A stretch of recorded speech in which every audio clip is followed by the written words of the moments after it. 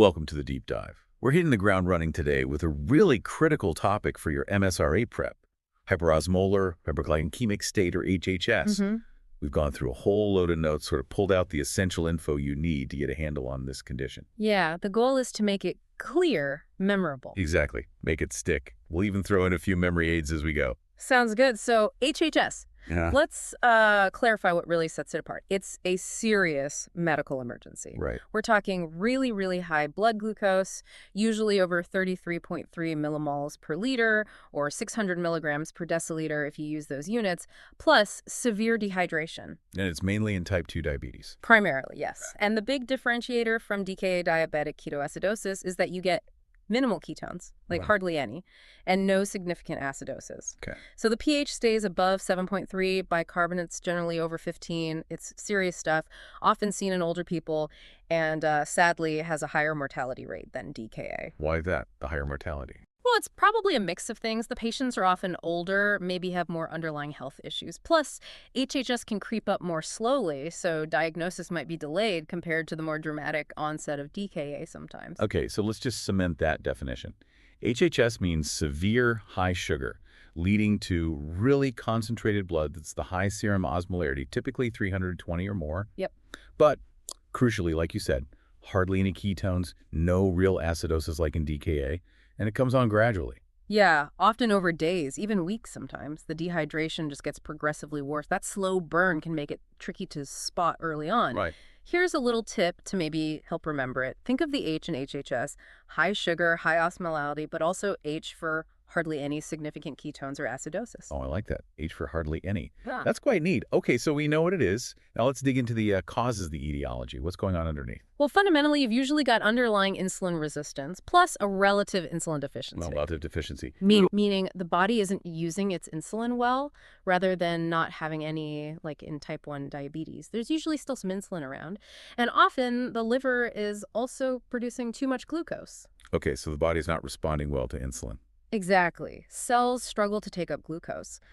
But these underlying issues usually need a push, a trigger, what we call precipitating factors, to actually tip someone into full-blown HHS. And these triggers can be varied. Oh, very. Infections are a big one. Pneumonia, UTIs, things like that. Yeah. They cause a stress response. Hormones get released that push sugar up and make insulin resistance worse. Makes sense. Then there are other medical conditions, medications, sometimes just poor diabetes management. Okay, let's talk medications first. What drugs should we be aware of? The notes listed quite a few. Yeah, there are several. Metformin can be an issue, especially if someone gets dehydrated from being unwell. Diuretics obviously can contribute to dehydration. Beta blockers, some H2 blockers, calcium channel blockers too. Even things like chlorpromazine, certain anticonvulsants like phenytoin, glucocorticoids, steroids, basically. That's quite a list. Steroids are a common culprit for high sugars generally, aren't they? They certainly are. And then, thinking about the diabetes itself, Yes. well, sometimes HHS is actually how type 2 diabetes first presents. Someone didn't even know they had it. Wow. Or it's someone with known diabetes whose control has just slipped badly. Maybe they stopped taking meds, intentionally or accidentally, or perhaps issues around self-neglect, or even, sadly, neglect by others. And it's not just meds and diabetes management. Other illnesses play a role, too. Definitely. Think major physiological stress, a heart attack, a stroke, pancreatitis, a pulmonary embolism, acute kidney injury, an acute abdomen, Okay. hyperthyroidism, burns, Cushing syndrome, even a GI bleed. All potential triggers. And don't forget things like severe heat exposure, hyperthermia or hypothermia, substance misuse like alcohol, cocaine, MDMA. It really is a wide range of possibilities. Okay, quick question for you listening. Imagine a 75-year-old, type 2 diabetes, comes in with HHS. What broad categories of triggers pop into your head immediately? Think infections, meds, other illnesses, their diabetes care. Good exercise. Yeah. So that covers the why. Now, who's most at risk? Let's look at the risk factors. Demographics seem key. Older age, definitely. Type 2 diabetes, as we've said. Obesity and a sedentary lifestyle also increase risk. And ethnicity seems to play a part. Yes, studies show higher rates in certain groups, like African Americans and Hispanics. And having other health problems, comorbidities, adds to the risk. Things like high blood pressure, cardiovascular disease. And anything affecting fluid balance seems really That's important. hugely important. If someone can't drink enough, maybe due to cognitive impairment like dementia, that's a major risk. Right. Or if they lose excess fluids, perhaps poor kidney function, and of course not sticking to their diabetes medication plan is a big one. The notes also mention some specific groups. Yeah, people in nursing homes or those living alone without much support. Patients with dementia, as we mentioned, people taking sedatives. During heat waves, definitely, anyone immunosuppressed. Okay. Even, interestingly, children on long-term steroids who get gastroenteritis can be at risk. So a way to picture this. Think of an elderly person, type 2 diabetes, maybe a bit confused. It's a heat wave, they forget their meds. That's like a perfect storm for HHS. That paints a very clear picture, unfortunately.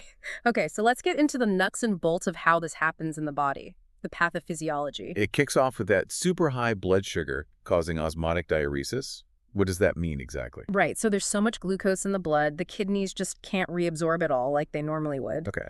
So glucose spills into the urine. And glucose is osmotically active. It pulls water with it, so you lose massive amounts of water and electrolytes like sodium and potassium too, just through urination.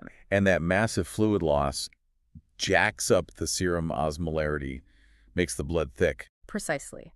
The blood volume drops, the remaining blood gets super concentrated, hence the high osmolarity over that 320 mark. But here's a tricky thing. Yeah. They might not look as dehydrated initially as you'd expect for that amount of fluid loss. The fluid inside the blood vessels is relatively preserved at first compared to, say, fluid loss from severe diarrhea. That's a crucial point. They could be much sicker internally than they appear externally. Mm-hmm. And the insulin problems are still chugging along. Absolutely. The insulin resistance and relative deficiency mean glucose can't get into the cells properly for energy, so it just keeps building up in the blood, making the hyperglycemia even worse. Right. And all this dehydration and electrolyte chaos causes water to shift out of body cells, trying to dilute the concentrated blood. This cellular dehydration, especially in the brain, is what causes a lot of the neurological symptoms, the confusion, the coma. Okay, so a quick way to grasp the pathophysiology. Sugar pulls water out, blood gets concentrated, brain gets unhappy. Huh? Yeah, that sums it up pretty well. Concise. So when you've got someone with high sugar and altered mental state, HHS is high on the list, but what else do we need to think about? The differentials. Well, number one is ruling out DKA, isn't it? And the key, as we keep saying, is the lack of significant ketones and acidosis in HHS. Exactly. Check the pH, check the bicarb, check the ketones. pH above 7.3, bicarb over 15 points towards HHS. What else? Well, you might think about acute pancreatitis, though, that usually comes with severe abdominal pain. Sepsis can cause altered mental state and dehydration.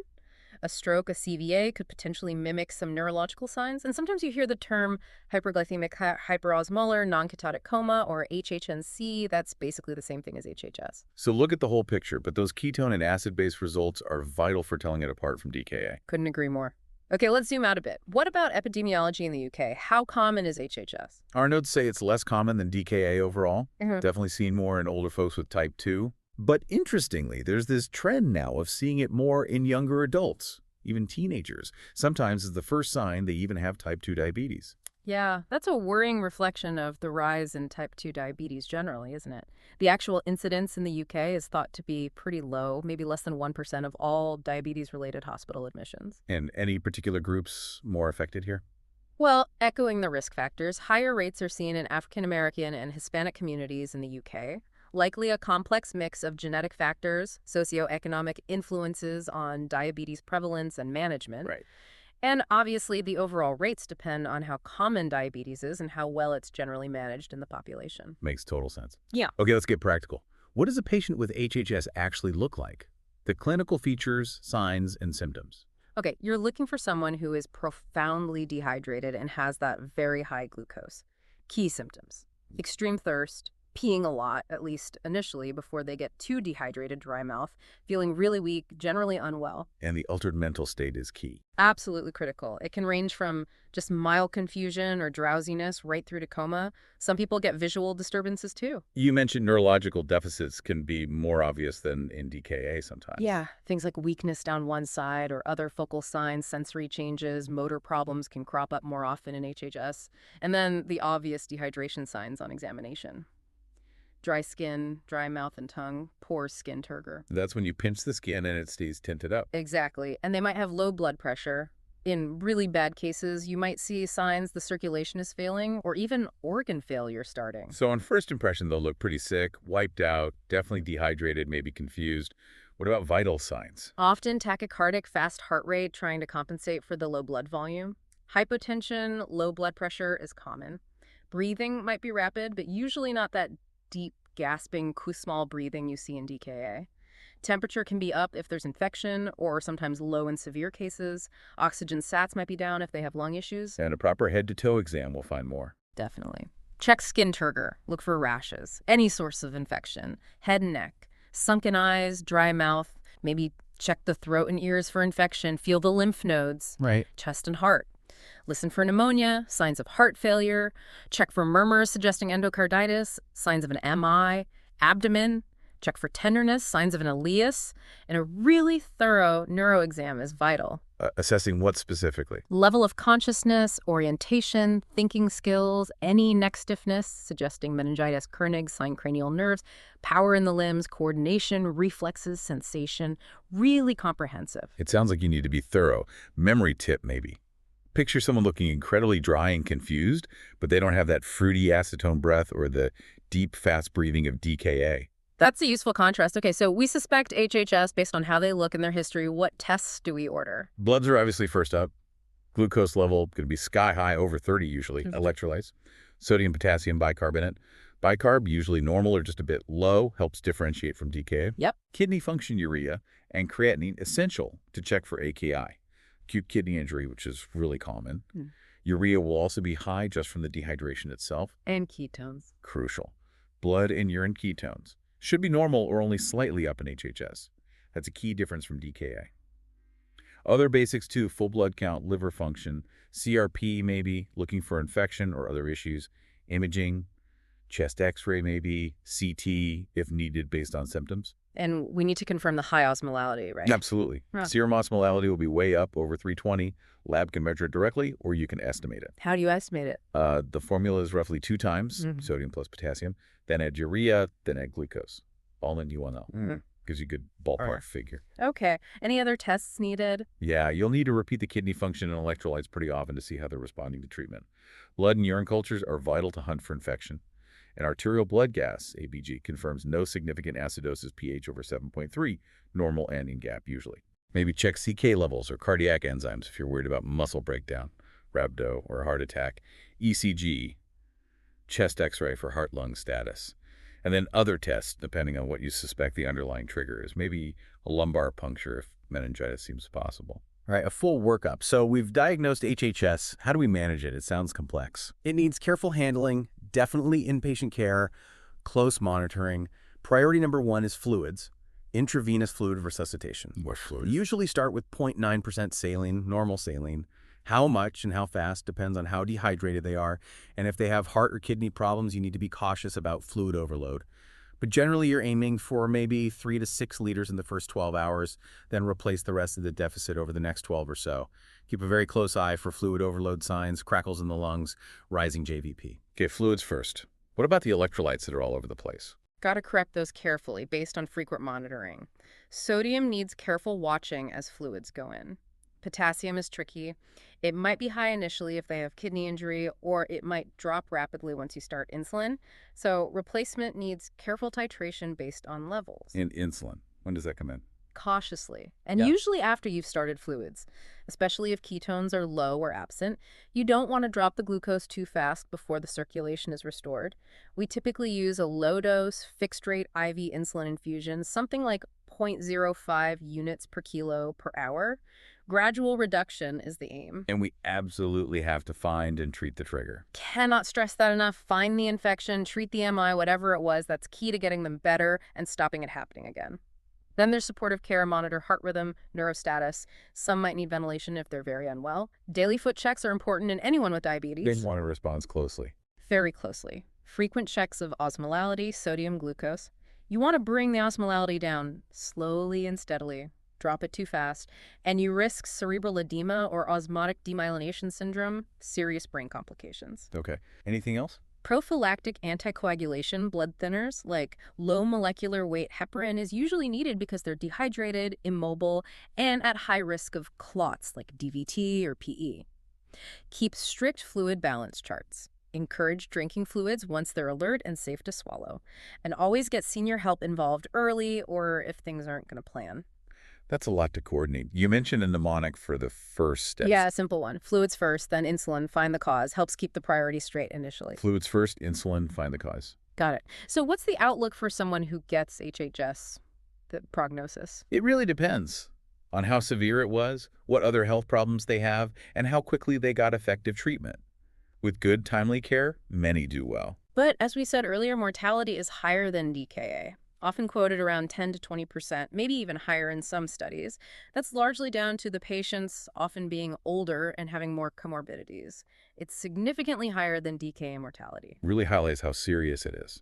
How can we try and prevent it? Prevention is key. Good diabetes education is vital, especially sick day rules. Patients need to know what to do with their medication, monitoring, and when to seek help if they get ill. Right. Healthcare professionals need to be aware, recognize at-risk patients, spot triggers early, and anyone who's had HHS before needs extra support and education to try and avoid it recurring. Makes sense. Finally, what are the potential complications we might see with HHS? Well, the direct consequences of the severe dehydration and electrolyte chaos are common things like hyponatremia, hyperkalemia, acute kidney injury or failure.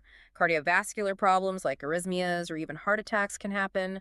Neurological damage is a big worry, cerebral edema, vocal deficits. And less common ones. You can get ischemia or infarction, lack of blood supply to organs like the heart or brain, blood clots, DVT, PE, lung problems like ARDS, clotting disorders like DIC, multi-organ failure, muscle breakdown rhabdomyolysis, that rare brain issue, central pontine myelinolysis, and of course complications from the treatment itself if not managed carefully, iatrogenic problems. Wow, it really feels like that initial state of high sugar and dehydration can just cascade through the body, stressing almost every system. That's a good way to put it. It's a systemic crisis. Okay, well that wraps up our deep dive into hyperosmolar hyperglycaemic state.